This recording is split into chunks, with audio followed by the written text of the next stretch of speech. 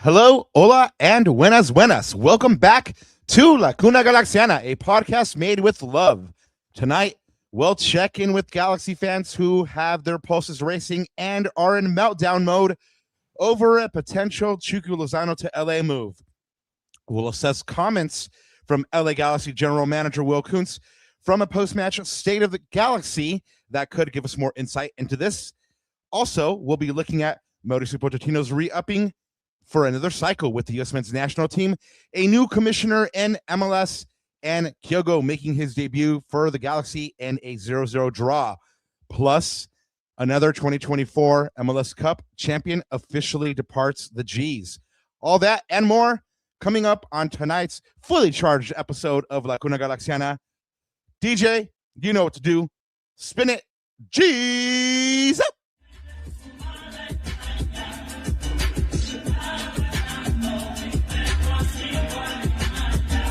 Yeah, let's get it started with a new year, new me. Cuna Galaxiana still reporting on the news feed, yeah.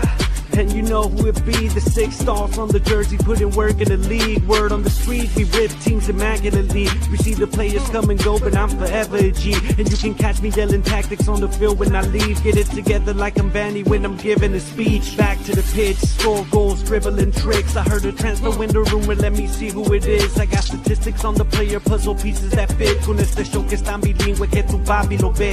Rápido pues, hablando de este club otra vez. En las buenas y en las malas, we got love for the crest, love for LA. Let's get it started, light up the stage. Every week on Monday night I'm tuning into the place. Yeah, you know what it is. Es La Cuna Galaxiana, 4th season, Rob Ananda. And my name, ya te lo sabes.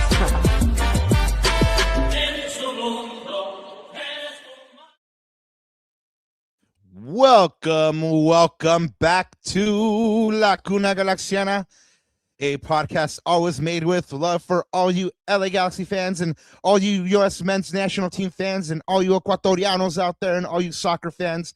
You have a home here too. You know what it do. And tonight we have a really, really big show. There's a lot going on in the soccer world.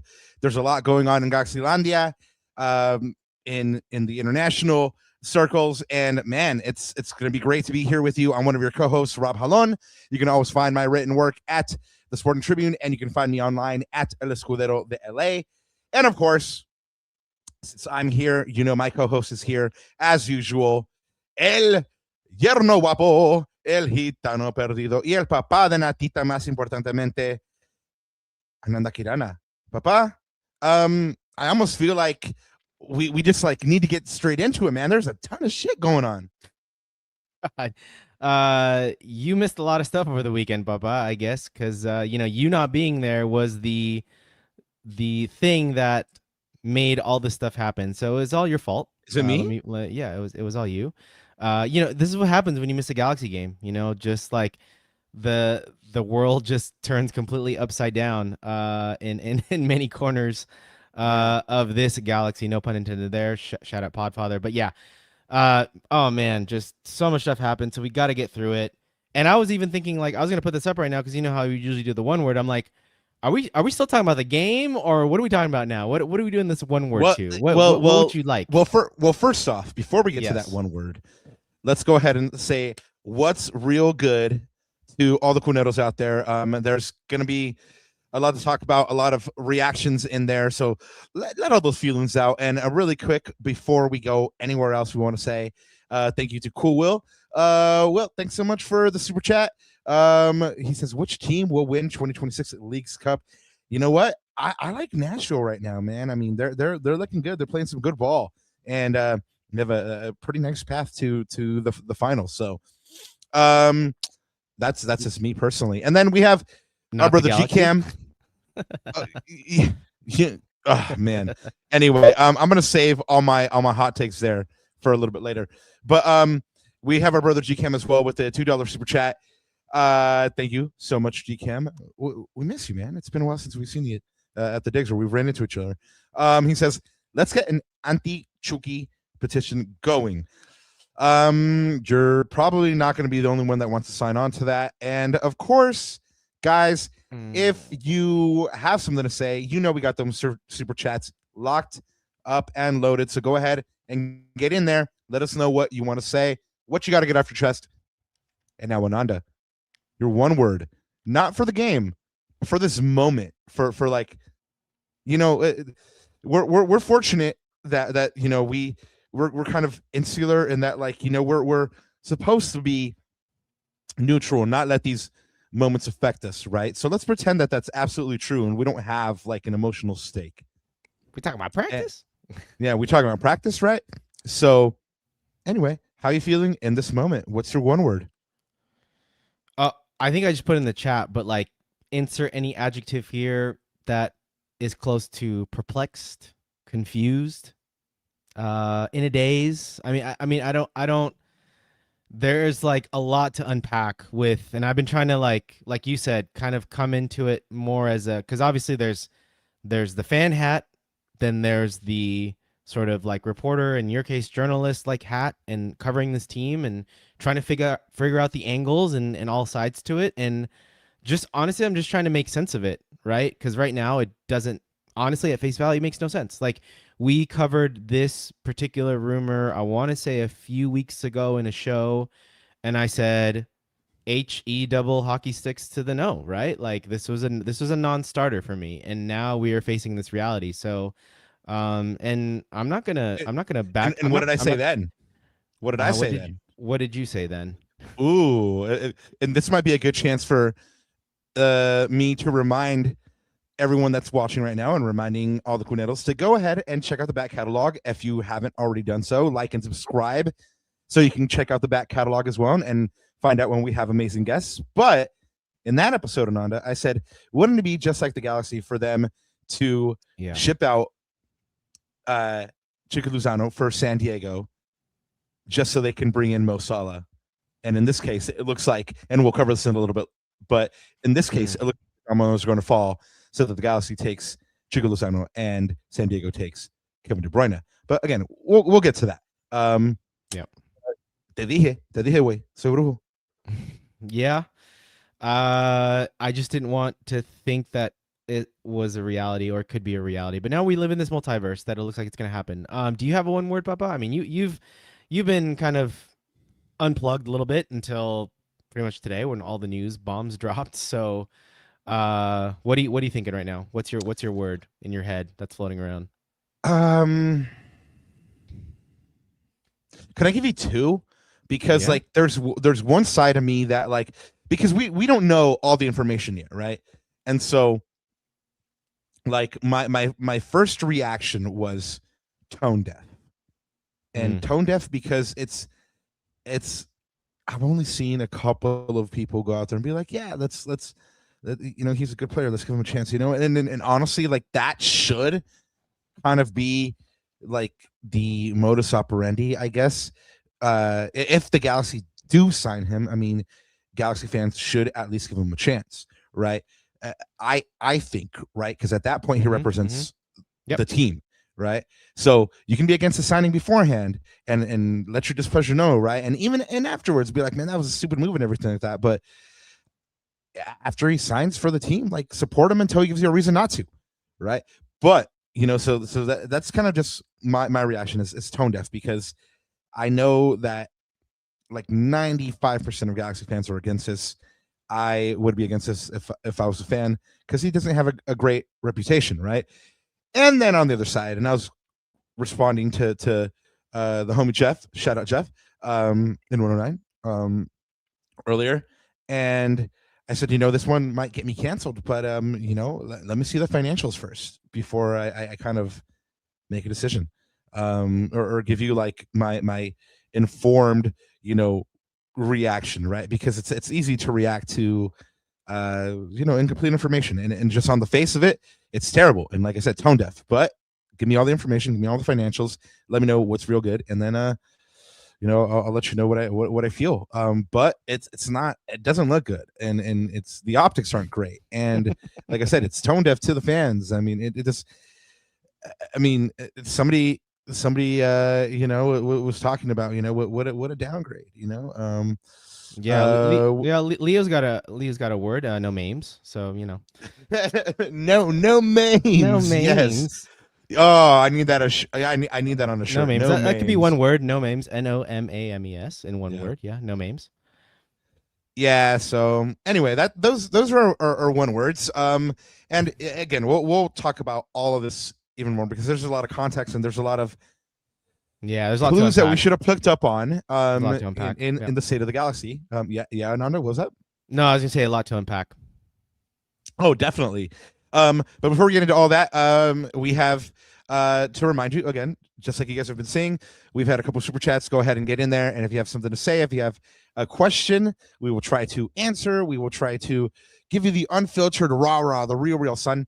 We are on the road to 1,000 subs, and if you guys are here, we do thank you. And if you guys are here, put someone on, and we will love you even more. And I'll take a shot with you, or I'll eat some pupusas with you, because I want to do that more than take the shot. But anyway, yeah, you know what to do, guys. Smash that like button, and hit that sub. And for everybody that's watching on other platforms, we do appreciate it.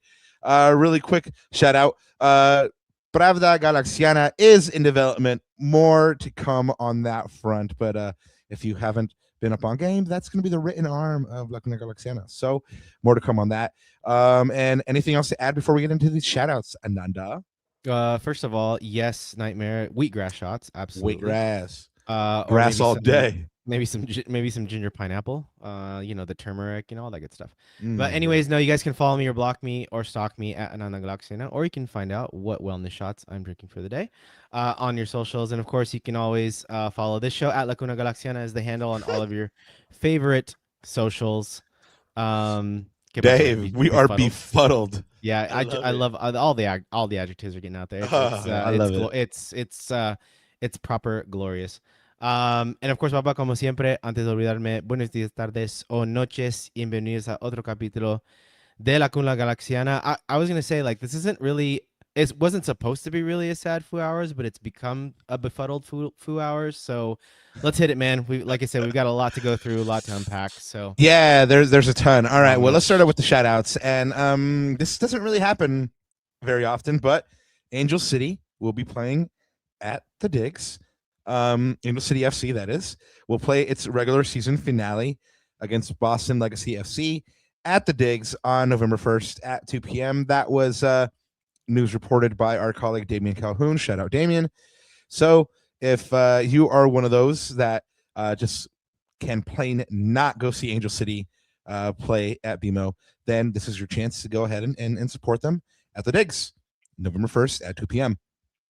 Ananda, our favorite, the Don, he's not going to be the commission anymore, man. it's gonna be Larry now. Yeah, it's going to be the LAR. Anyway, we'll come up with something.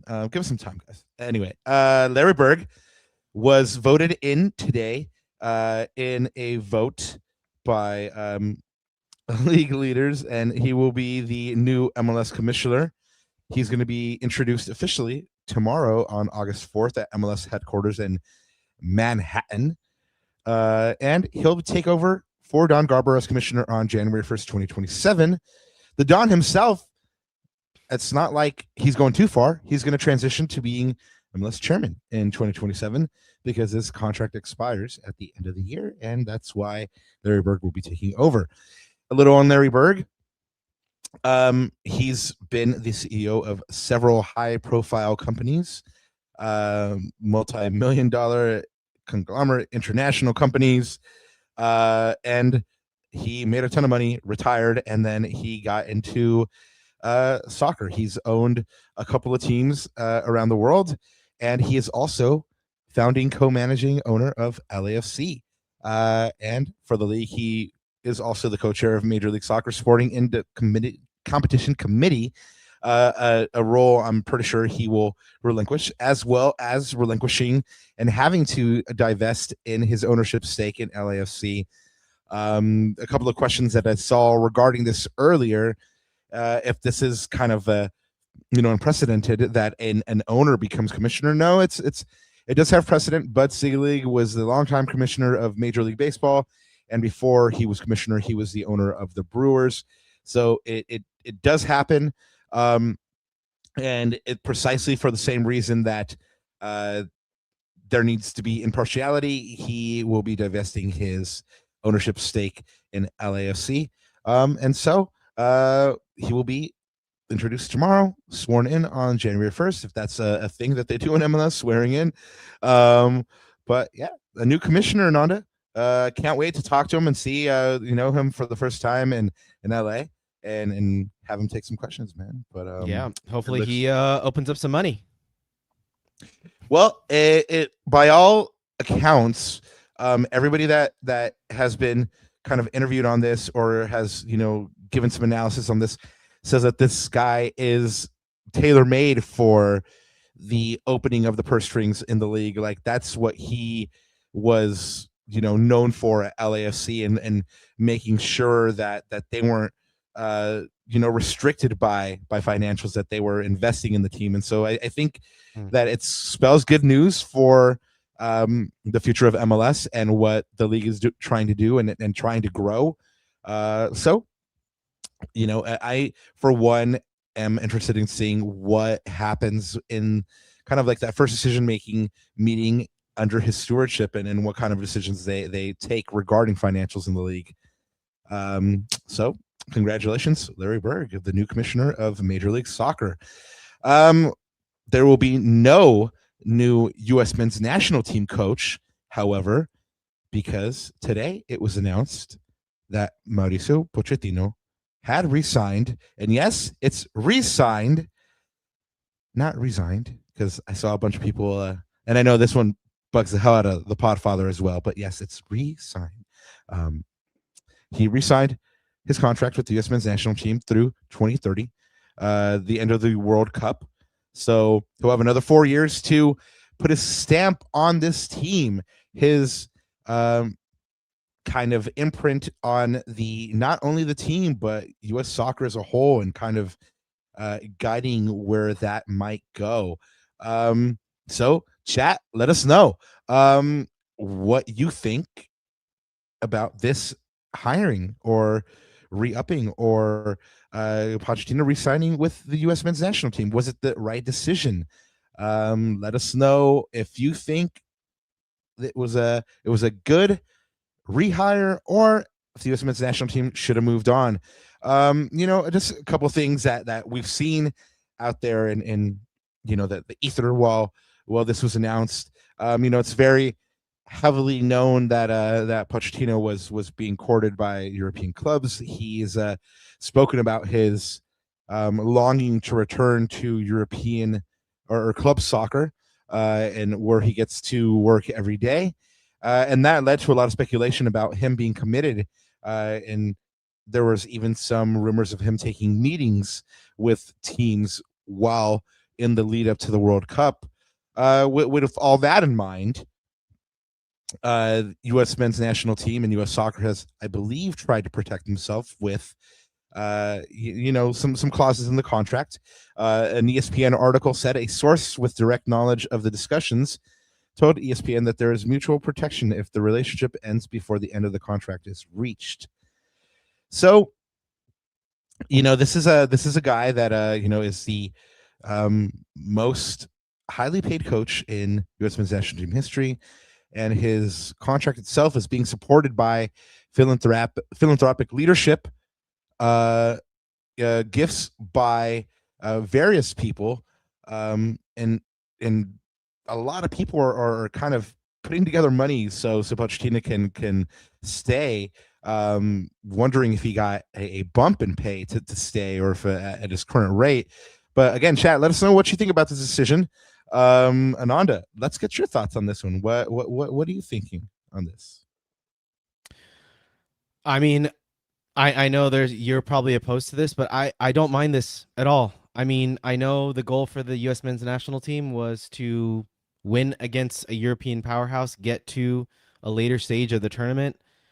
But I'm going to be honest with you, man. Honestly, I don't know what coach would have gone through all of the off the field stuff that went in about 24 hours heading into that game.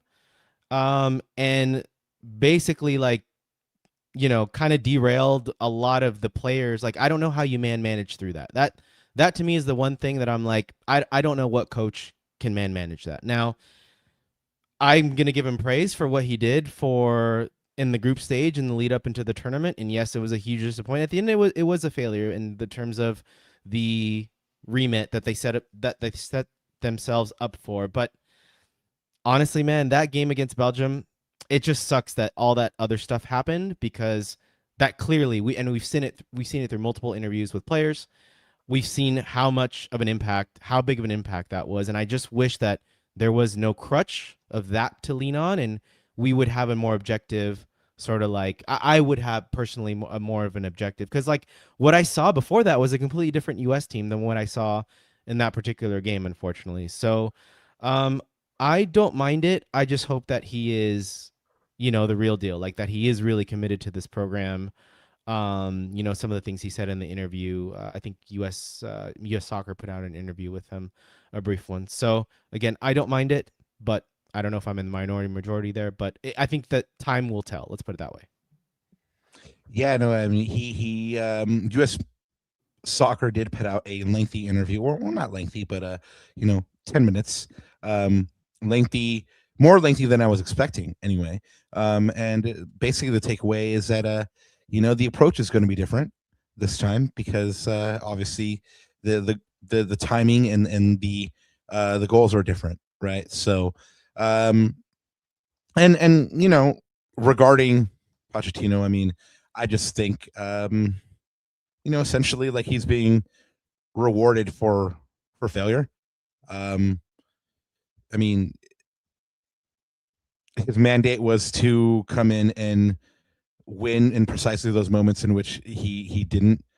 And I think, yeah, it might be harsh, but yeah, I mean, he's there exactly to lift the team up and have them block out the noise and have them mentally strong for those moments. That might be too harsh. Who knows? But I think what really rankles me though is that we'll never know. I mean, I heard a lot of people's argument was that well, who out there is better? We'll never know because the necessary steps to put in a thorough and robust search for a coach wasn't taken. And I'm not talking about one of these like 6-month searches like they did last time. No, I'm talking about like, hey, let's do a thorough analysis of the performance in the World Cup. Let's speak to the players, and then let's go ahead and do a robust search for who a candidate could be in kind of like opposition to Pochettino. So that's kind of like my biggest disappointment is that never happened because they had already offered him an extension before the World Cup and before the World Cup failure. And yes, I mean, a lot of people are going to say, oh, you're being too harsh with the word failure, but that's exactly what it was. He was brought in exactly for these moments and he did not come through. Now I will acknowledge that the team itself played pretty good soccer for the first couple of games. There was growth. But again, he was hired for a specific thing. He failed at the specific thing. And yeah, for me, it's like he's being rewarded by failure. And while we're on the subject, Ananda, I read a really interesting article today that talks about how Take Me Home Country Roads was not even picked by the players. It was picked by a FIFA employee who wanted to capitalize on viral moments. So do with that what you will. Oh, you're still on that kick. All right, moving on. I wasn't, but I read that article today because of all the Pochettino things. The algorithm likes you that much, I guess. Okay. Yeah, no, but I was like, I am not shocked to hear that it was all a marketing stunt.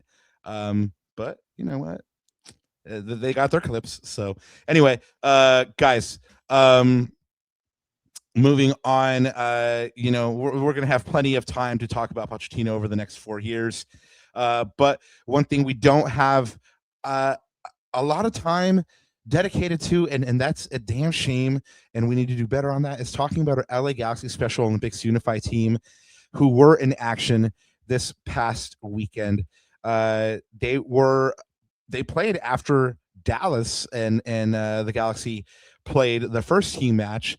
And this was their final home match of the season. They won this one 2-1 with goals by Andre Lara and Hannah Romero. So congratulations to the LA Galaxy Special Olympics Unified team. once a G, always a G, and G's up all day. Keeping it here with team news. Excuse me. I'm getting all emotional about that win. Keeping it here with team news. Ahead or before the match against Dallas, the Galaxy announced that they had signed 16-year-old midfielder Vinny Garcia and 17-year-old midfielder Brett Fan to those short-term contracts that, the team keeps having to do because they just don't have the bodies to kind of field a complete team. So these cats were brought up for the short term against Dallas. And your Galaxy player of the month of July is JT Marcinkowski. Congratulations to JT Marcinkowski. And now, guys, really the reason you're all here, all those comments, all those good comments by Will Kuntz, all the good cheeseman, rather, from Will Kuntz in the post-match presser of the Galaxy match. And let's face it, yes, the Galaxy did have a match, but all the exciting stuff happened in the post-match presser because the Galaxy played to a 0-0 draw. And there's some stuff, but we'll get to that. But y'all know how we love the cheeseman here. And the Galaxy called Will coming out a state of the Galaxy. And so my colleagues took every advantage to go ahead and ask Will about a variety of different things.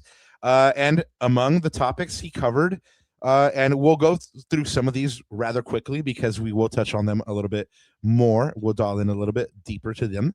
One of the things he covered was that Edwin Cedillo was likely on his way out. In the moment, we knew that they had held him out because he had rolled his ankle. He did not play because of a precautionary reason, as they were looking to finalize his outgoing transfer. He did say that, because Edwin was leaving, they were looking to reinforce the midfield. A lot of folks took that to mean that it could be a defensive midfielder. That might be likely. But he also did say that there was a couple ways to skin a cat, and so it might not even be a defensive midfielder, but he did say that they were looking to reinforce the midfield. So let's see what that actually means in practice when they get down to it. He did say a third DP would be in by the end of the week. We are seeing some of the fallout of that now. He was asked specifically about the Mo Salah rumors, who this man knew everything. And so, he said he didn't want to speak to any reports.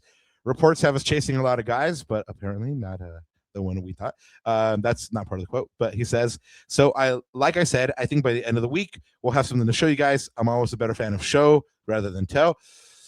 Boy, has he shown. He was asked by our colleague, Sophie Nicolau, if the signing would be an internet breaker. And he said, depends on which corner of the internet. Well, you could say has broken the internet in a slightly different way. So we'll get to that. Yeah, exactly. We'll definitely get to that. Yes, definitely. And he said that the DP's quality will show itself. And for Galaxy fans, if everything that we're hearing is true, I hope that does come to pass. He did talk about Casemiro, and this one, this one I loved Will keeping it real because, and I'm gonna hit this quote here. Look, I know there's been a few things said. The league is going to release their findings when they do it. Is it true that Casemiro called and said that he always wanted to play for Inter Miami? It's also true that came 2 months after he told us that he only wanted to play for the Galaxy.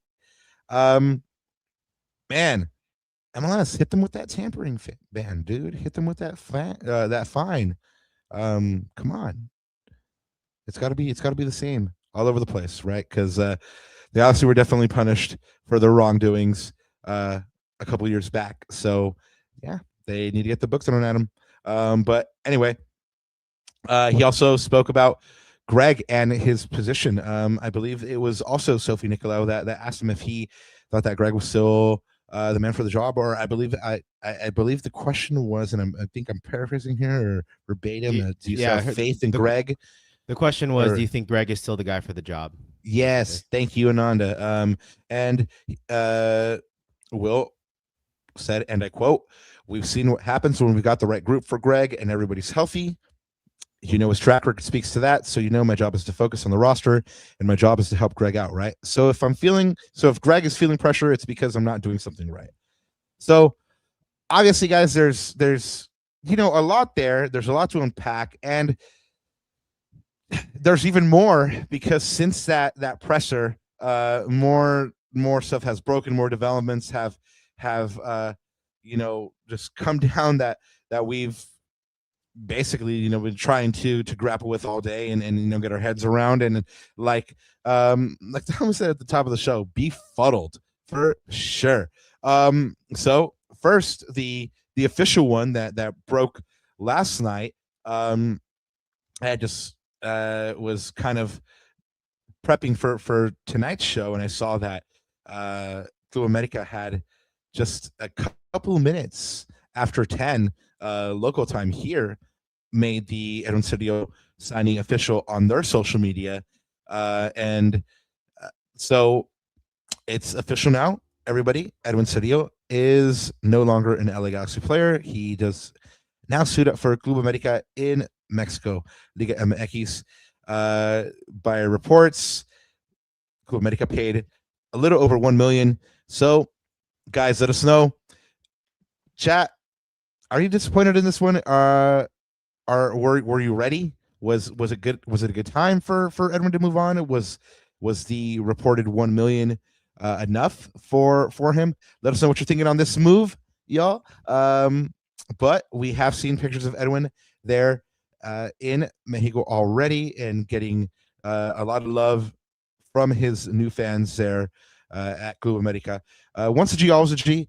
And somebody said out there, we'll always have that golazo against LAFC. And yeah, well, I mean, he'll always have that magical 2024 season in which the Galaxy broke a lot of records and won a title. Ananda, any thoughts on Edwin leaving? I think we saw him just before the break, right? In the elevator, Yeah. and we had a nice moment with him. Yeah, I remember that. Honestly, man, I'm sort of gutted that we're moving away from him. I thought he was going to be the next Gaston for the next few seasons, right? I'm just gutted that we never saw the best of him ever since 2024, and I don't know who to put the blame on because you see when he's in a midfield with guys like Mark Delgado and Ricky Puig, he is a perfect complementary piece, right? Edwin Cedillo has always been good technically. He's always had the attitude, the right application. We've Speaking of moments, Papa, we always will have the moment, that picture of him versus Messi, like almost headbutting each Yeah. other basically and standing up to him. And that's the kind of fiery character that Edwin Cedillo is, right? And he's a guy too that will make time to be out in the community. Like he's always super nice with fans and kids and all that. He makes time, so he's just a good dude overall. And he also has wicked style too, man. I'll give him an A+ for that. Like he's got, he has mad heat in the locker, as the kids would say. But yeah, man, like I'm just gutted that we are basically totally dismantling. Like we've completely now dismantled the 2024 midfield. Only Ricky Puig, who is on the IR, is the only one left from that midfield trio, the cup winning trio. So, but I think this is a good move for him. I think this is probably the right time. He just wasn't. He hasn't been in form. He hasn't picked up his form at all. Like he's been really up and down. Hasn't started the season well. I mean, we've picked out a couple of games where he just wasn't good. And again, I don't want to put the blame, or I don't want to speculate on why that is, but clearly now he's moving on to another challenge, and all the best to him, man. Like you said, once a G, always a G, and he was a big part of that 2024 team. He was. But you know what? Like I've been thinking about this all day, right? In that you just mentioned that this team, the 2024 team, has pretty much been dismantled, right? And yeah, that is sad. But Galaxy fans are also mad at pissed that the team hasn't been performing well and hasn't been up to standard and keeps dropping games at home and keeps dropping games in general. And so I kind of feel like it's good that they're moving pieces. Like, look, it's not working, so let's do something different, right? Like, what's that saying? Like, the definition of insanity is doing the same thing and expecting a different result. Yeah. Well, Becoming at least stale, maybe. Yeah, well, at least they're trying something, right? I mean, Galaxy fans can't have it both ways, right? They can't both simultaneously be in the stands and shouting "We want better," and then being upset when people are moved on because the results aren't there, right? And he is a key part of 2025 and being on the field, and so far he's been a key part of 2026 as well. And so I think that it shows intent. I think it shows like, hey, we recognize it's not good enough, and we're doing something to try to fix that. I'm not saying it's going to pan out. I'm saying it's like, hey, at least they're being proactive, and so props to them for at least trying something because, again, you use the word still, yeah, it's not happening, and it's kind of repetitive. I mean, we've been Yeah. covering a couple of different matches where we've been like, hey, this is kind of boring. And so I like the fact that they're at least trying something, but it is sad to see people like Marisa Cuevas, our boy Tucker, man. I mean, I miss Tuxie a lot. I mean, Mauricio, Tucker, Jalen, like there's so many of that young core that's gone Yeah, now. Edwin Cedillo is part of that. And to me, Papa, it's not even sad. It's disappointment because he's not going to any club. He's going to Club America, a big club in Liga MX. So what does that mean? This kid has talent. And so we haven't not maximized that talent in the last season and a half. And that to me is the most disappointing part. It's not like he's going to some, third division team in some random country. He's going to Club America, arguably one of the biggest clubs right. in CONCACAF. So Yeah. that says a lot to me. That says a lot. So happy trails to Edwin, man. I hope he kills it out there. Yeah, and the Galaxy did get some change for him. So hopefully they put that to good use, but not on this next guy, who it's becoming apparent that Galaxy fans are in deep opposition to.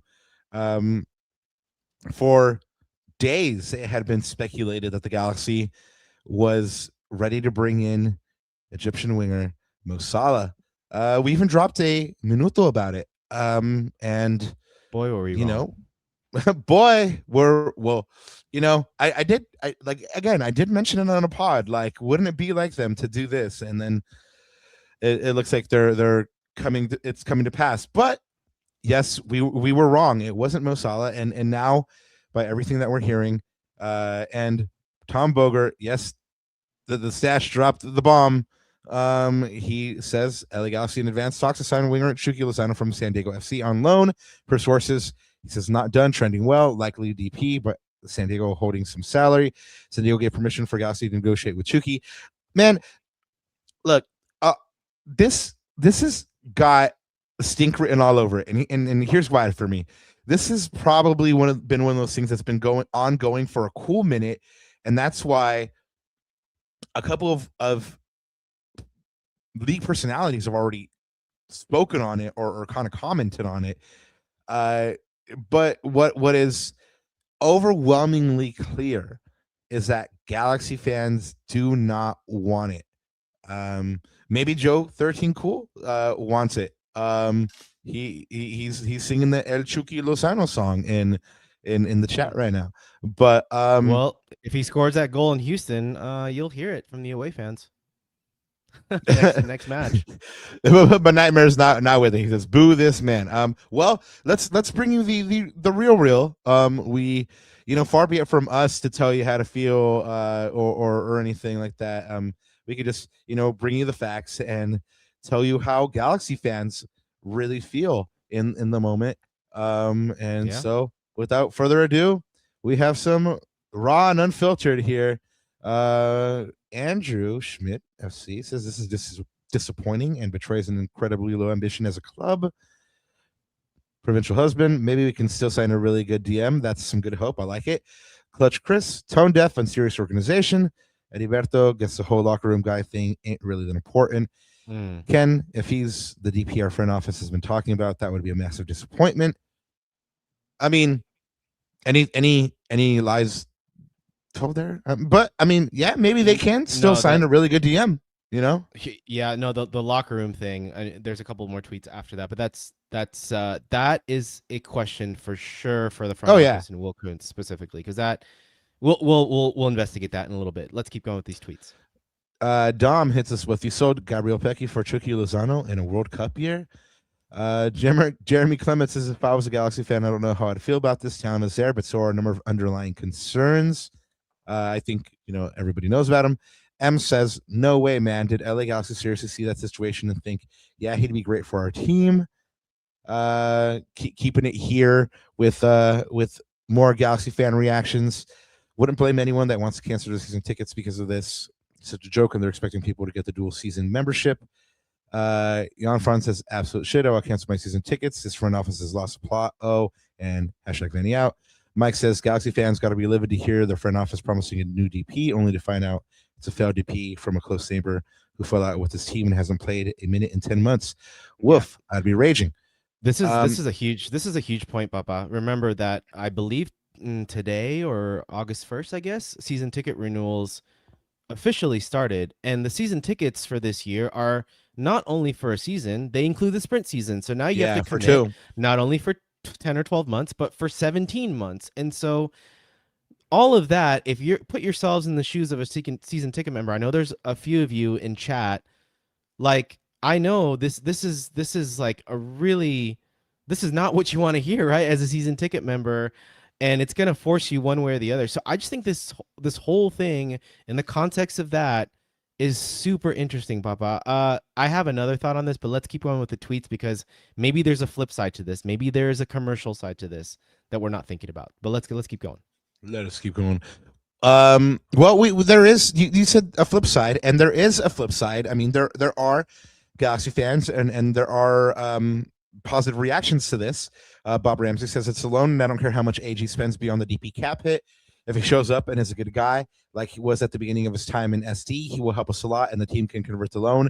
If he doesn't, we own the loan, and he goes back to hanging out at home. Alex Gonzalez says, short-term loan with majority of salary paid SD. It's a solid deal. More tickets and merch will be sold. We'll have some on to prove on the field as well. LA Galaxy Club says, I'll give him a chance because they said the same about Ricky at Barcelona, that he ruined the locker room and he turned out to be our best player. Very tight leash going forward, but I'll back it for a couple weeks. It's kind of like what I was saying. I mean, if he does get signed, you got to back him at that point. I mean, yeah, that last one, I don't think it. I think it was less about the locker room bit and more about Ricky just wasn't in the favor of. No, I agree with you. He wasn't good. I agree with you. No, he wasn't really well received by the coaching staff at Barcelona. It wasn't so much the locker room, but I mean, again, let me see the financials. And I'll give you. You're not going to be happy. I'm just going to throw it out there now. Well, you're not going to be happy. He's a DP. It is what it is. We're going to be paying him DP salary. I mean, SD is going to probably hold some of that, like the report said. Well, so. there is a situation, and like you said, yes, we're going to be paying him a DP salary. But let's rephrase that. He will be paid a DP salary. So it depends on who's paying what. So let's assume that the Galaxy only assumes 1.8 million of his remaining salary for the season, making him a max TAM player.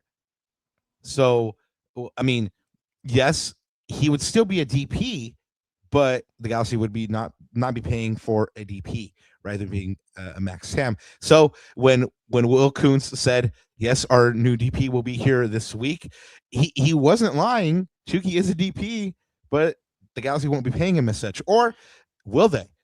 Again, we don't know. We don't know the financials yet. But I think the bigger point is the DP designation. You could have used that on a much more quote unquote. I mean, again, not to say that he's not valuable, but a much more valuable asset. I mean, even like a name like Kevin De Bruyne or even a name like Romelu Lukaku, whatever you think of those players, that's the type of like abroad European, South American, whatever talent level that you can go out there. So I think it's more about that versus like him being a max TAM player or whatever, but it's that DP designation. I think that's what's rubbing a lot of fans the wrong way. But let's keep going with the tweets, Papa. Well, let's get a live reaction here in chat from the homie. What's up, Eddie Nags? He says, flip side, nah, we were at 67 capacity on a Saturday night game.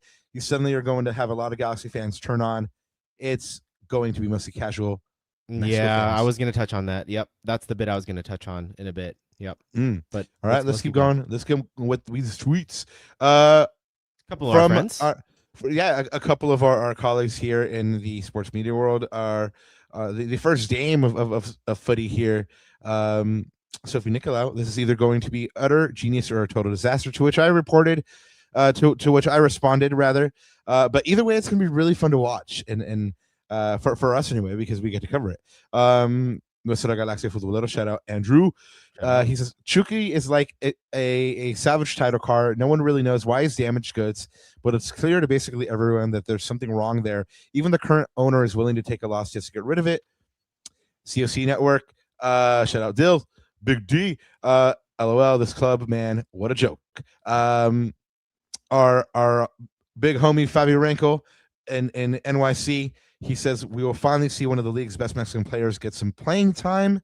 If you're, I suppose, if you're an El Tri fan, this is really, really good news for you because you're going to get to see El Chucky play again, and potentially play himself back in, if he's motivated, back into form, and maybe get called up. Who knows? Let's keep it going now. Friends. Edgar Nack says, "Let me be perfectly clear. LA Galaxy getting Chucky Lozano is like, oh, I have a headache. I know what will fix that." A root canal with no anesthesia. Nicely put, Edgar. Yeah, no, I always like the wordplay here by Edgar. LA Galaxy 310. Let me just say, out of everyone that has had reactions, I've been following LA Galaxy 310's reactions. Brings the heat. Lex, you in the chat. You always bring the heat, you know. And man, it's been comedy. I mean, I know you're also concerned and you're also hurting, but also you a funny MF, man. Anyway, Melvin says, well, the rumors are true. Chucky Lozano is set to become an LA Galaxy player. Let's hope we see the same Chucky who showed his quality on the field during the 2025 season. Hopefully he's matured and is ready to make the most of this new opportunity. Also, Melvin, shout out to your mom. Melvin. Thanks for letting us know about her progress today. And you know what? I hope that trend continues, man. What else we got here from the peoples? The Hercules Gomez. Man, he was mad attacked today, just like I was.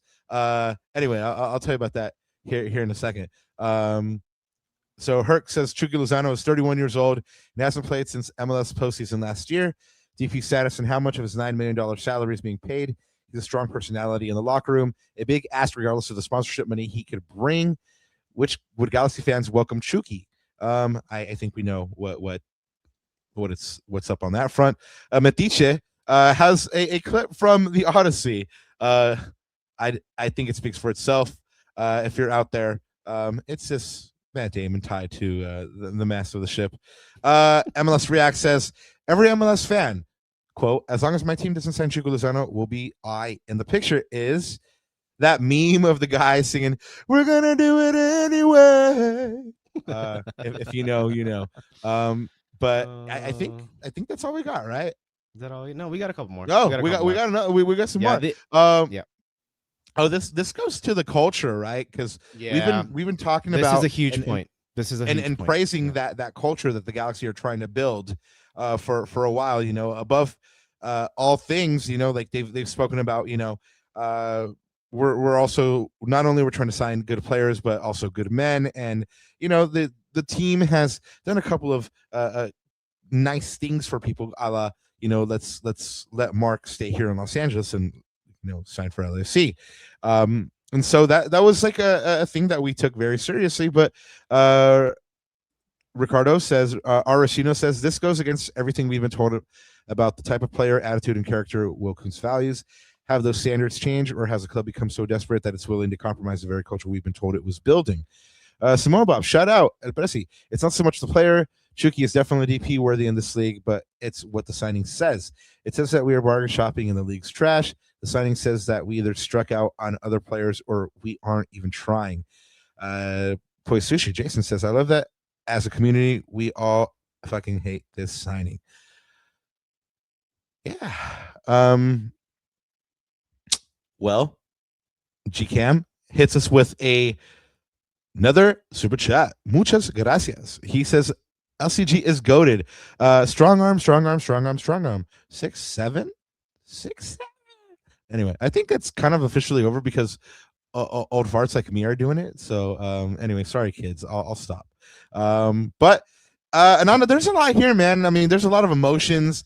I saw people saying they were going to cancel their season tickets. I saw Yeah, a lot. El3 fans saying, perfect, I'm so excited to see him.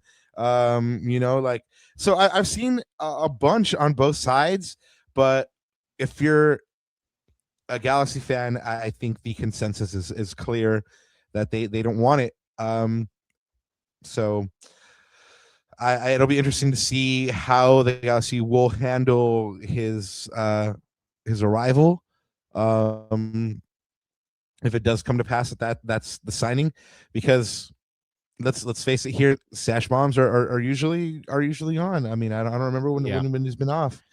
Yeah, But and I've always been of the mind that until I see that man holding up that shirt, then I'm like, anything can happen, right? And Will Kuntz even said himself, the home stretch, like the very final, like the where you're the closest, that's when it all kind of all fall apart, and that's when it's the hardest. So, anyway, so it looks like it's gonna happen, but so at that point, you would imagine that Greg Vanney will have the horses necessary to go ahead and play in a way in which he wants, because he'll also have a U22 player, because the Galaxy are still looking for that U22 player. Our colleagues did ask Will if the Galaxy were still looking for that U22 player. He did confirm. So he did talk about not only that DP coming in, but one or two more players as well. So it looks like Greg is going to be restocked and rearmed with a new look Galaxy. A couple weeks ago, we put out that Minuto when I called them the new look Galaxy, and people were like, "What are you talking about?" Well, the change, it came, and it came quickly, and so that's what I was talking about.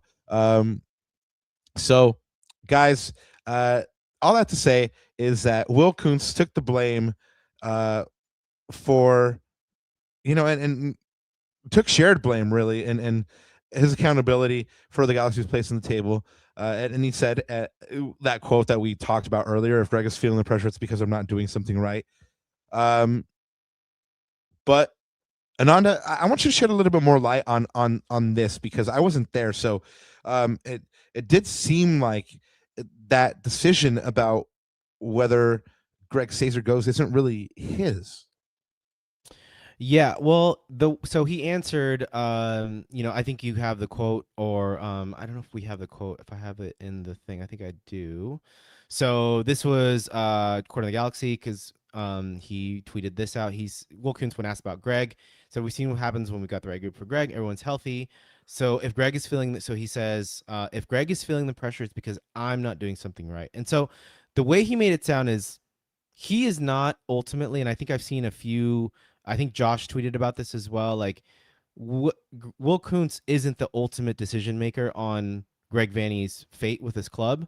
He might have some influence, but it seems like that's not the case. It's really above his pay grade. So whether that's Dan Beckerman or the ownership group of AEG, but clearly with his statement, he's taking some shared accountability here, and we've said it. I think, chat, you guys have picked up on this over the season as the season has progressed, which is all the attention has been on Greg Vanney, but I don't think maybe enough of it has been on Will Kuntz. And, we're seeing the fruits of that now, right? With an incomplete team, like we've been calling it the last couple of months. And that's all due to the roster construction. So, man, it's interesting. It kind of makes you wonder, doesn't it, Papa? Like, whose seat will be hotter after everything that's happened over the past, I would say, 24, 48 hours. Good point.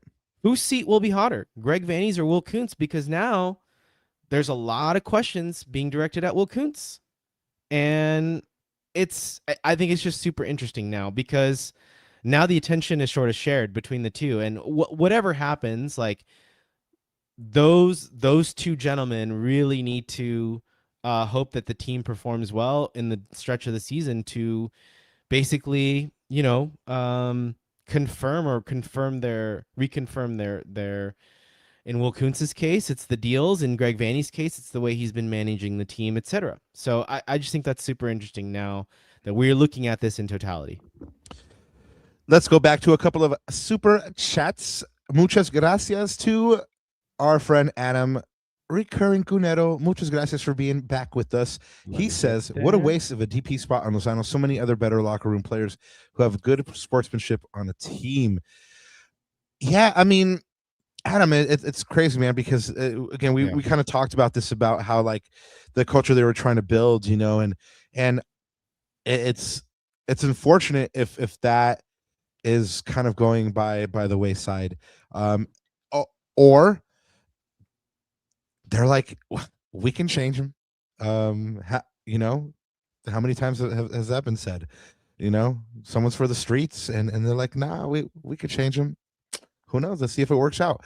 We have. Well, I was gonna say too, like that's the thing that makes me so confused about this is like there's so I would have imagined in their dossiers and the player profiles like there's so many.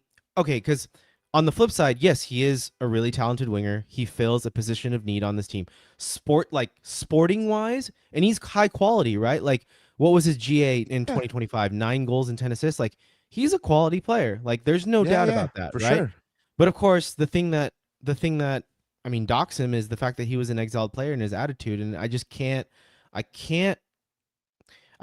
believe that there would not have been other alternatives, you know, in that winger position of all the players in the world. I mean, it could have been even another starlet in South America. It could have been, you know, whatever Mikel Dencher and the scouting team, like whatever players they've been looking at, like, and especially this being a World Cup year too. That's by far the most disappointing thing, I think, and that sentiment and that and from that, you know, from that angle, I agree with a lot of what the fan base is saying. So yeah, but you know what? There is an interesting question about this, and it is supplied by our good friend Tom. Thank you, Tom, for the super chat. This is a good one because how is success measured? Usually, right? But in this case, you really just gotta measure this guy on if he's on his best behavior, if he's a good teammate, and if he's scoring some goals and making some goals, right? But Tom posits, would we be able to call his signing a success if he can get us to the playoffs this year? I think that's a start. 12th place. 19 matches, only 22 points. Haven't won at home in 5 games. Haven't won in the league in general in the last 5.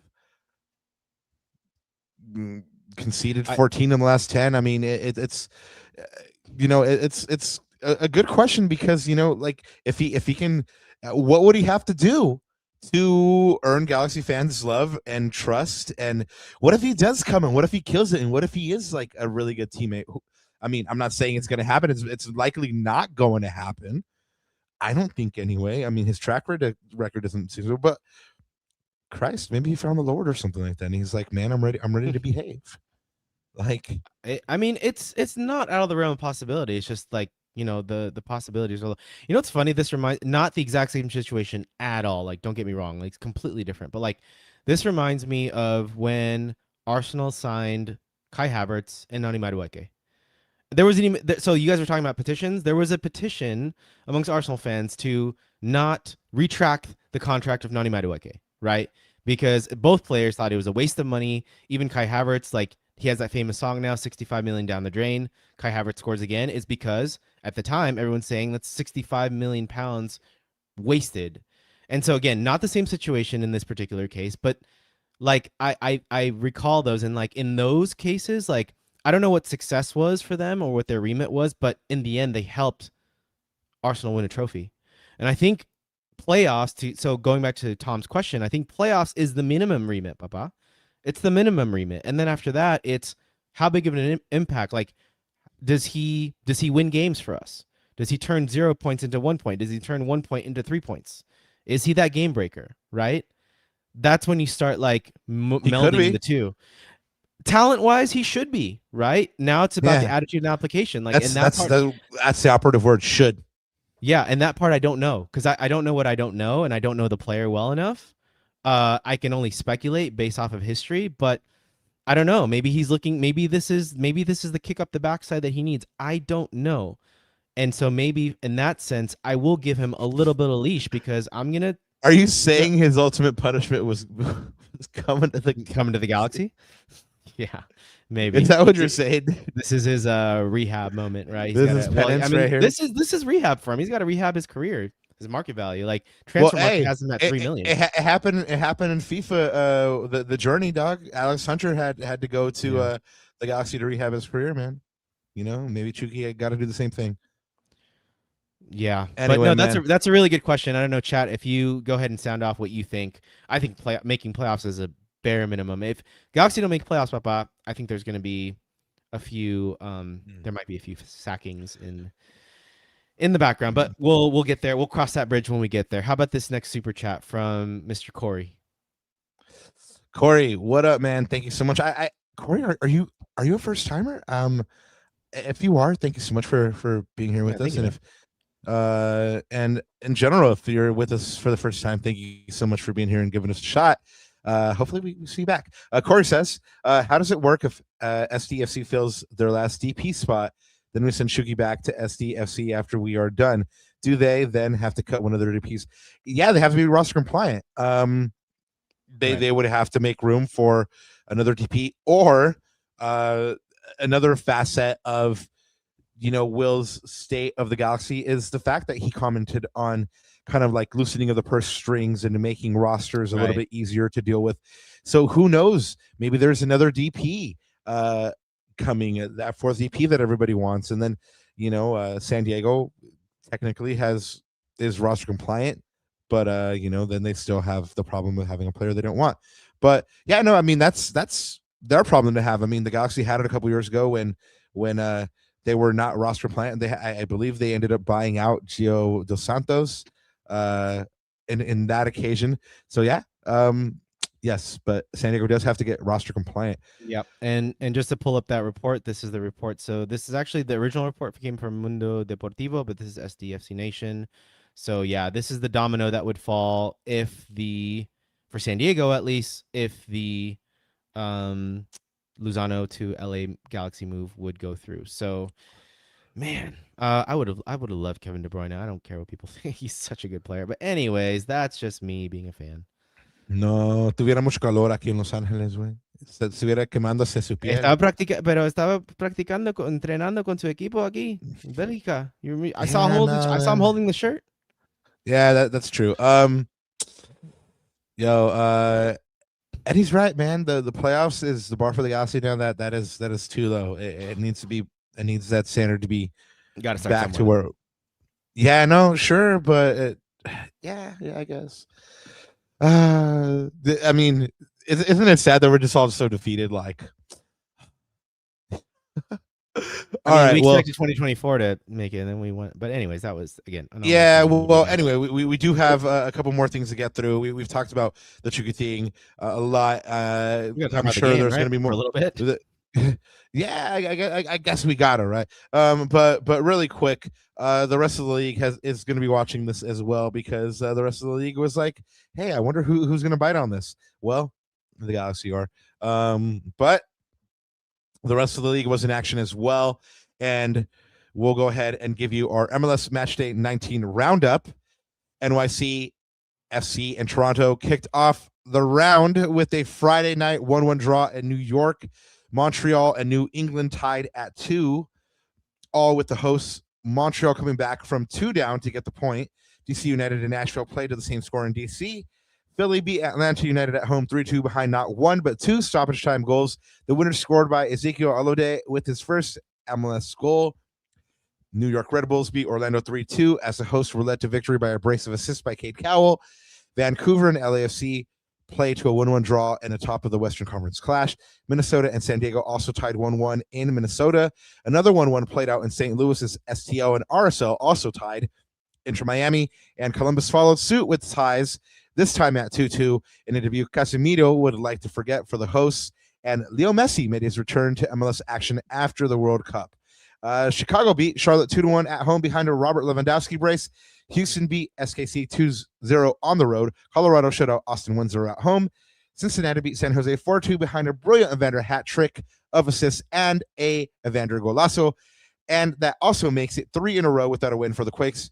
Portland heaped more misery and did the double over the rival Seattle with another derby win, a 2-1 home victory that makes it 6 losses in a row in MLS play for Brian Schmetzer's Sounders. Your league leaders are still Nashville and Vancouver. Ananda, there was a lot going on in the Galaxy's role in this weekend. Pre-game, I mean, there was Soccer Fest, pubs at the pitch. There was the excitement about Kyogo his debut, him being available. And then there was some Galaxy alumni like Yeli Van Dam. Shout out to him. Criminal that they misspelled his name on the board. No disrespect, Cappy. Man, this was one of those guys that played for the Galaxy when they were just god awful. And you know what? Truth be told, Yeli Van Dam was probably like 2 or 3 years past like his top form as well. But damn it if he didn't try so hard for the crest. Gotta love him for that. Ananda, let's start where we all start with the lineup. What did you see out of this? I'll just read it out like I always do. So JT Marcinkowski at goal, back four of John Nelson, Jakob Glesnes, Maya Yoshida, and Harbor Miller gets his berth at right back where Greg wants him to play. And then a midfield trio of Elijah Winder, Justin Hack, and Sanabria, of course, Edwin Cerrillo was held out of this game, and now we know why. Front three of Joseph Paintsel, Marco Royce at the false nine, and Robert Taylor. And Joseph Paintsel and Robert Taylor, they kind of switched sides quite a bit. It was interesting to see. I liked Robert Taylor, by the way, this game. I don't know if you're going to talk about him, but I thought he's been really solid. I think he's going to be a really solid depth piece. But yeah, I think the big talking points is, again, Harbor Miller at right back. Justin Hack probably now assumes that DM spot because Edwin Cerrillo has departed, again, unless the Galaxy get a ready-made replacement, which could be the case. Will Kuntz talked about it. And Royce at the false nine again, which I'm not a huge fan of, but it worked, I guess, okay on this one. I'm not a fan of that one either, but it is what it is. Yeah, so, but go ahead. We've talked about Royce at the false nine, right? And how Hack kind of now by default might become the DM. Where does Kyogo go once he is ready to start? Like who do you see getting out of this lineup? And we'll talk about Kyogo's debut here in a moment. Yeah, he's the number 9. He's clearly number 9. Like I said, we'll talk about that section in a little bit, but he slots in right at the number 9. Him and Joao Klaus are going to be deputizing that position. And again, we don't even know. Hopefully, Joao comes back. We hear something, towards the Houston game. I don't think he's going to be back for the Houston game. I think it's going to be a little bit after that. So we'll see. So then your front three, if bring that back, but bring that back. So then your front three, when Kyogo is ready to start, would most likely be JP, Kyogo, Robert Taylor. Then your midfield is most likely going to be Justin Hack. I would go with Sanabria over Winder, and then Royce personally. Yep. And then so that's your front six. Yep. Probably. Yep. Exactly. El Primo Matt, Robert Taylor, generic FIFA NPC has name. Yeah, for sure. But he didn't play like it, so I'll give him that. I mean, he's showing flashes. And I don't know, do you think he's fully fit? Yeah, I think he's fully fit. He's moved well, and his control is really good. His close control is really good. He makes really simple decisions. You could tell he's a veteran, right? But he's crafty. Like he gets into tight spaces. He plays little 1-2s. He can do that. Pretty good dribbler. Like, yeah, he's a very crafty guy. Like, you don't expect that little burst of acceleration. Hit a couple of nice moments in the first half, where I thought he could have. I think was it him for the penalty shout? He tried to get the penalty shout in the first half, if I'm not mistaken. So, he gets in some really interesting positions. So yeah, I like what I see from Robert Taylor. But again, he's a depth piece. You can't expect him to be a starter. He's a valuable depth piece. So he reminds me a little bit of Diego, right? He can start some games, come off the bench most times, and give you an impact. So what you're saying, since he's a depth piece, is that when Chucky comes in, it'll be Chucky on the left, then Kyogo leading the line, and JP on the right. Yep. Oh man, sorry for anybody that I just triggered. I'm mostly just being funny, and I hope you don't think that I'm making light of your pain, Galaxy You're fans. about to trigger them more because we got drop points at home yet again. Dropping points at home yet again. That I believe that makes it 5 in a row now where they don't get points, where they don't get the win at home. Galaxy now 5-7-7 on 22 points. They do get a point. So there is that 2 games in a row without a loss. So there is that. And they do get a shutout. So those are the silver linings. That's the 3rd one in league play this year, and the first one since May 16th. So shout out to them. I mean, John Nelson spoke about how important it was for them to put in a good defensive performance and get that shutout. So congratulations to the defense and the team really for doing that. Apparently, and this is one that the Podfather put out. Apparently, this is the first 0-0 draw for the Galaxy since 2024. And just like we said, Kyogo made his debut, and I loved his energy, man. Yes, we'll talk about it here in a second, but he came in the 67th minute. A couple more stats here. John Nelson had a career high in shots with 3. Galaxy tallied 15 shots at goal from inside the box in this match, and JT Marcinkowski recorded that 4-save clean sheet. And Ananda, let's go ahead and talk about your one key stat here, because everybody that watched this one knows that the Galaxy made a lot of chances. They had a lot of good looks at goal, and a great performance by Sarab, by the Dallas keeper, and some faulty finishing combined make for that 0-0. But there's got to be a bigger story here in the stat line. And what is it? Yeah, well, just to follow up on your point, I mean, I'm going to run through the box score, but you're right. In fact, both teams had a lot of chances, Papa. So the Galaxy from their 52% possession, 19 shots, 9 on target. Dallas 48%, 17 shots, 4 on target.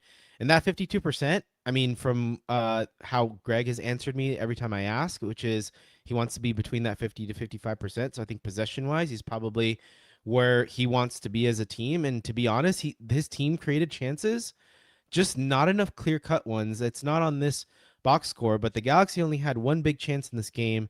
Dallas actually had the better of the big chances. They had 4. So their shots on target, or their chances, were a little bit more clear-cut. And big credit to JT Marcinkowski, Papa. Like, he was big. There was a big early save when he cut out the cross from to Peter Musa. Or he didn't cut out the cross.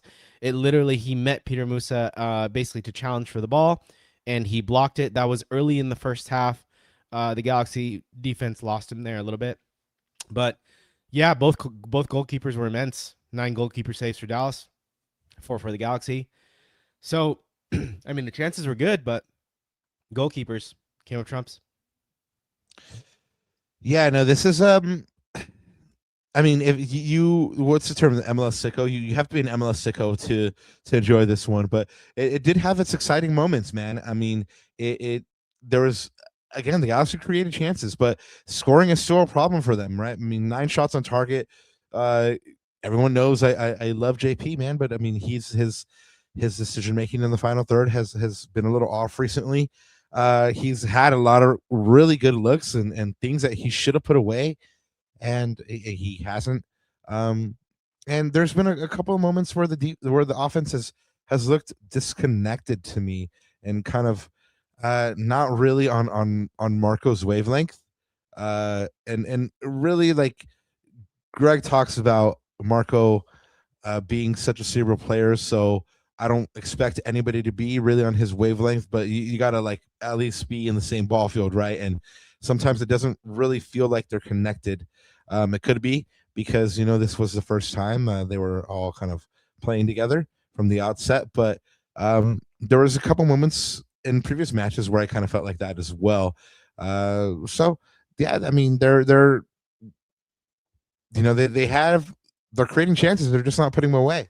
One would hope then that this next man's debut would put an end to that, and he'll start burying some goals for the Galaxy. I'm talking about, of course, Kyogo Furuhashi, who made his debut in the 67th minute. And overall, it was very encouraging. Ananda, I mean, you were there. What was your reaction like? Yeah, he was very good. I think just from minute one, one thing that because I was sitting right next to Sophie and we were just talking. I said to her, you know, when you see a player and they just have a footballing brain, like the intelligence is there. That's the number one. That's the first and foremost thing that I noticed about Kyogo. Um, his movement, his runs are so intelligent. He plays off of the last line. He plays off of the last man, and he's always looking to make that out to in or the little like fake this way and go the other way. So just waiting for one of his guys to hit a through ball either over the top or straight down the middle. And I think that's one of those chemistry things that his team needs to pick up on. He got into so many good positions. The other thing too, and this is like a Greg comment, which is he has a really, really soft touch. Like his first touch is silky. It's smooth, right? It's buttery. Like Oh whatever yeah, adjective you want to throw in there. Like his technique is really, really good. And you're gonna need that, especially when you face against lower blocks, tougher defenses.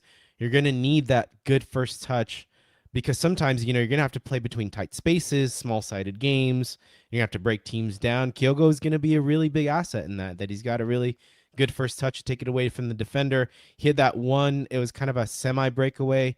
He like did a little quick chop and he tried to Travella it into the goal. That was really yeah. spectacular techniques. And so more of that, please. And so yeah, man, he just impressed me. Like he's clearly a quality player, and I hope the team plays to his strengths. Yeah, no, it was exciting to watch him. I mean, obviously, as we've mentioned, I wasn't there, and so I was watching the game on TV, and you could just kind of feel that energy of like, kind of like, oh shit, he has the ball. Like, let me see what he's going to do.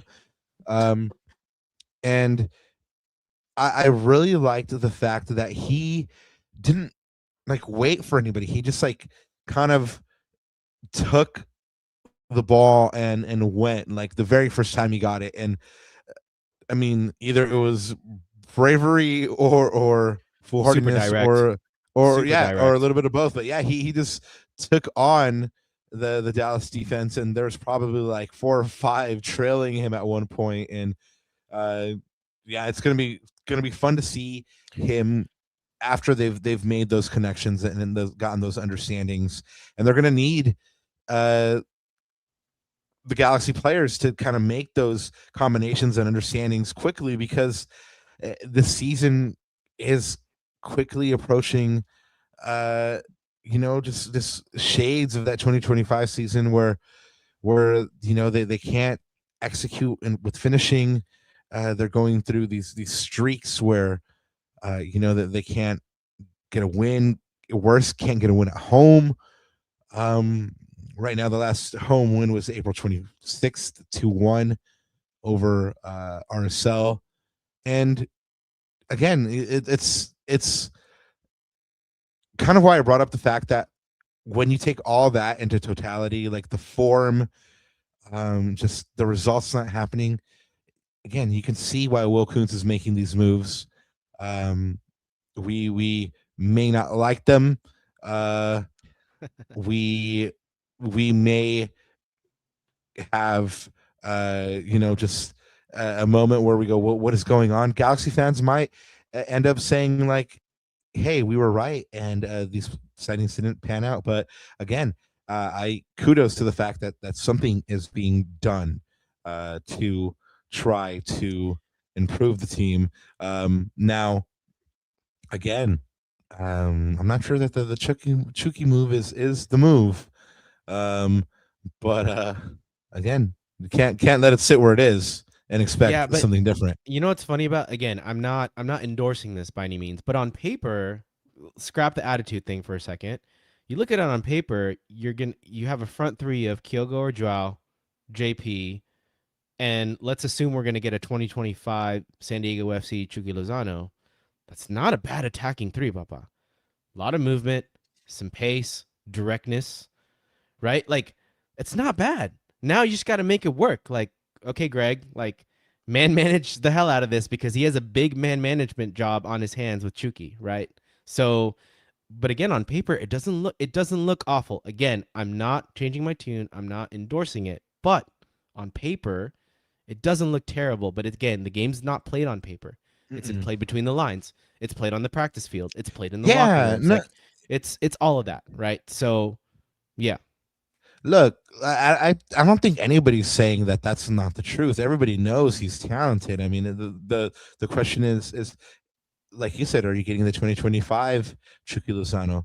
Are you getting a player that's willing to work hard and work for his teammates and get along with his teammates and make peace in the locker room? Who knows? I've never met the man. Front we three, might soon. But with that front three, by the way, we should play more on the counter because Kyogo, Chucky, and Deadly. JP on the Deadly. counter. Quick. You kidding me? Yeah, 100%. And with Marco pulling the strings, he doesn't even need to run all the way up. He just like, let me stay in the middle. Bam. Who do I got? Left, right, like, you know what I mean? Like, so again, on paper, in theory, but the game is not played in theory, and this is why the Galaxy are in 12th place with the roster they have. So there you go. Well, sorry, you're gonna take your hydration break there for a second, but if you want me to go through the standings, I will, just to remind people. No, it's all good. But yeah, no, I think it's the 0-0 is just kind of indicative of where things are and why things 100%. Need to change, right? And that's speaking of where things are. The Galaxy is now dropped to 12th place.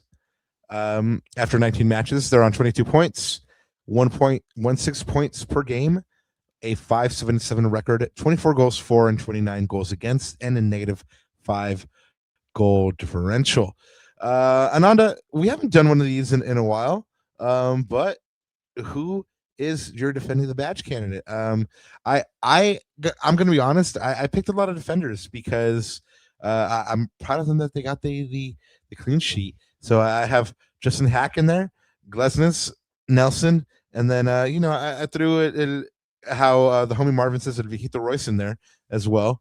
But yeah, Hack's stat line is impressive. 7 passes in the final third, 0 times dispossessed, 5 tackles, 1 block, 2 interceptions, 11 recoveries, 13 duels won, and he was fouled 3 times. Yeah, he was best very game in a Galaxy shirt, in my opinion.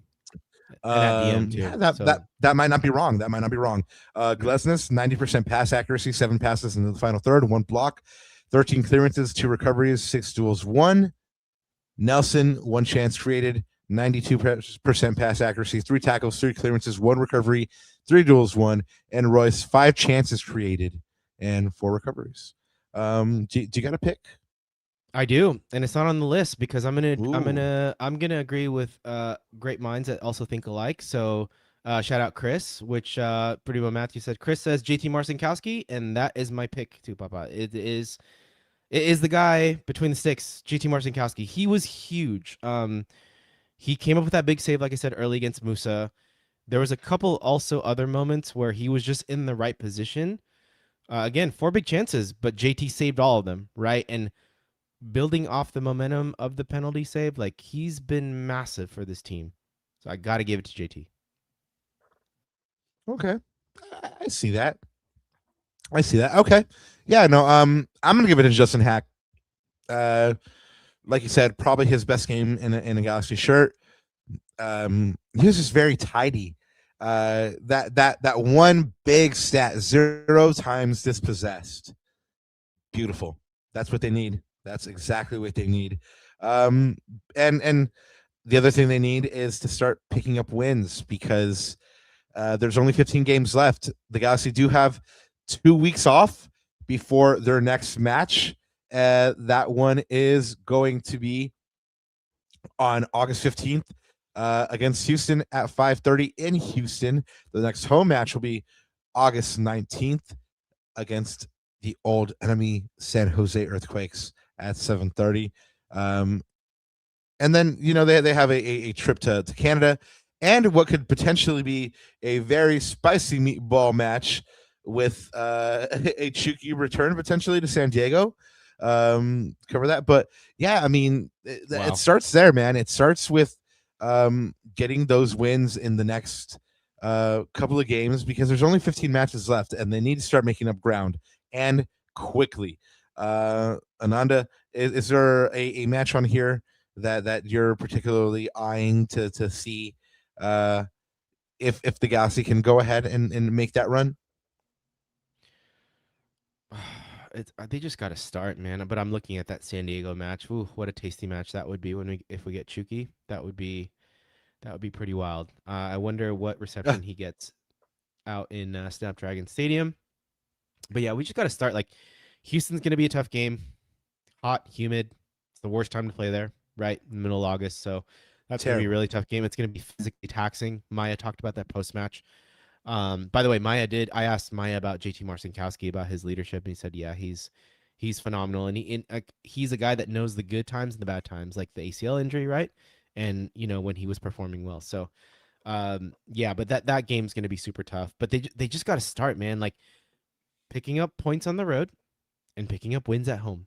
Like, it's that simple. Well, it's easier said than done, of course. Yeah, because if it was, they would have already done it. But again, a lot of things are changing in Galaxylandia. A lot of players have already been shipped out. They've already departed. You've already seen a lot of your 2024 MLS Cup winners depart. This team is going to look again different when they come back on the 15th. Kyogo should probably be ready to start. They should have their DP, whoever it is, by then, and probably another one or two signings. So your LA Galaxy, the one you knew anyway, is going to be different. And that starts on the 15th. But you don't got to wait till the 15th to see us again. We'll be back on the 6th on Thursday with hopefully, and everybody send us the best of vibes and the crossing your fingers. Give us the good vibes, and hopefully the special guests can come through and spend some time with us, because it would be lovely if they could. Anyway, I think that's it from us, Ananda. I was gonna say, and it's a very spicy meatball guest too. So yeah. So anyway, let's cross fingers. We'll leave it there. Well, I'm lying. It's Mauricio Pochettino. It's not. Is it? No, it's not. Anyway, Ananda, I think that's it. You got anything else to add before we get on out of here? Are you picking up your Chucky Lozano Galaxy shirt soon? Yeah, not the Mosala one that I was imagining, but one thing I forgot to mention on the Chucky thing, and again, I don't want to get into either over speculation or conspiracies or anything like that, but this is the thing that I can't get out of my mind, Papa. I just want to throw it out in the ether. I saw a comment about this earlier, which is, I wonder if now we're talking about the commercial angle of this Chucky deal, right? We have talked about it when we're in the press box, we're in the stadium. The stadium's empty, right? You compare what the attendance was like, what it was like, at kickoff, 30 minutes before kickoff, etc. Even I just compare it to 2024, right? To the last season and a half, and it has not been good. So from a commercial angle, you're saying, okay, season ticket renewals are up. Attendance, I don't know what the numbers are, but I'm going to speculate that it has not been good, right?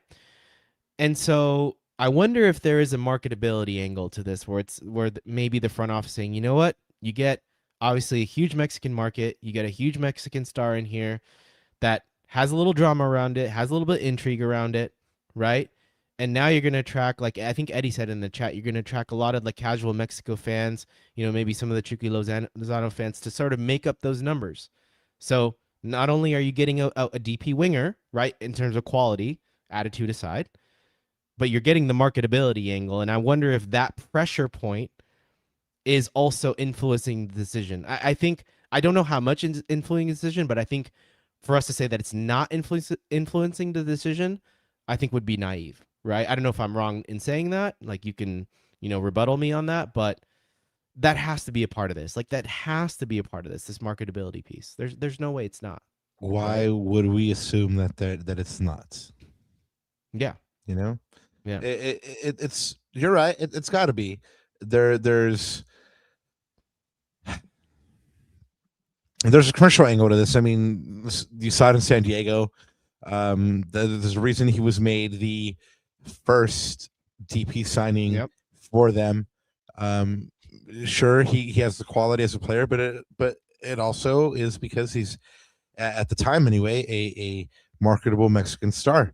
And you know what? I don't think if anybody has been paying close attention, so I think GCam was saying, if he still has that pull, does he still have that sauce? I mean, if you've been paying close attention, probably not. But I mean, just in Spanish, and at least for us Ecuadorians, there's the word noveleria, just like it basically translates to like just kind of like I want to see what's going on, just because like it's going on, Yeah.